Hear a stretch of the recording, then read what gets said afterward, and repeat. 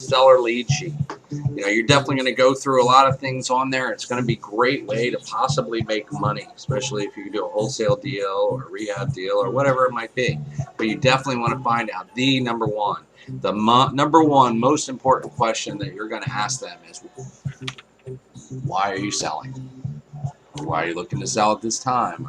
Or whatever, however you want to frame it. It's got to be sincere and a warm question. And it's not the first question you ask, but you're getting some specifics about the property, and then you're going to get down to that question. So, why are they selling? Now, oftentimes in the very beginning, they'll say, "Hey, I'm selling because of this reason." And then as you build rapport and you start to get a little more connected, the truth will come out.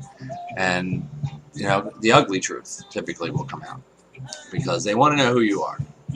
So one of the things that I've created recently, and I would recommend it highly, especially if you're on the phone and they have immediate access to a computer, send them your bio. Send them your buyer credibility packet or summarize it in a page or two. Say, hey, you know what, Mrs. Jones, you don't know me, I don't know you. I'd like to tell you a little bit about who I am and what I do. So I'm going to email this over to you, and you can take a look at it while we're talking. Is that okay? Of course they're going to say, sure. So the thing is, you want to know why they're selling. There are 3 money questions. The money questions are this. Mr. Seller, we could settle for all cash in, say, 2-3 weeks, or quickly, however you want to make it. You don't want to necessarily lock yourself in on timing. If we could settle quickly for cash, what's the least you would accept for your property? Or what's the least you would take for your property? However you say it. And then they're going to give you a number. So let's just say the number is $50,000. So then you say $50,000. Okay. Well, it's cash. Is $50,000 the best you can do? Because I would like to get this done, quickly. And then they come, and again, you've got to pause. You cannot fill in any of the dead air. The dead air is there for a reason, because it's human nature when you're led to that kind of situation and there's a pause. It's human nature to respond. So they're going to respond, and hopefully they respond in a positive way and say, okay, I'll take 45. And you say, okay, great, $45,000. I oftentimes will go into, hey, sounds like we're working together here.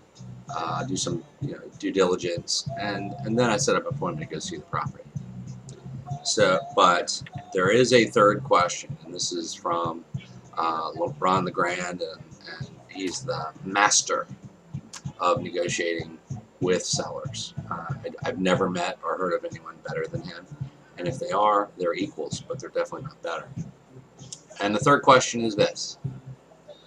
So if I don't pay you $45,000 for your property, or if I don't pay you $45,000, you're not going to sell me your property. So if I'm not going to pay you $45,000, you're not going to sell me your property. So then from a neuro-linguistic programming stance, or just communicating with someone, you're framing them, and now they don't necessarily have the fear of loss, but the impending fear of loss can be a motivator.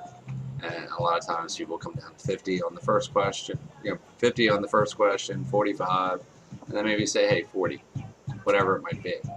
But I won't agree to a price when I'm negotiating on the seller call until I see it. So something along the lines, okay, well, it looks like we're in the same neighborhood, and based on what you've told me about the repairs and whatnot, we'd like to come out, see the property, evaluate repairs, and make you a cash offer and close within the next few weeks. I'd like to come out on Tuesday at 5 p.m., or is Wednesday better for you? A-B close. It's yes or yes. So anyway, enjoy your Labor Day weekend.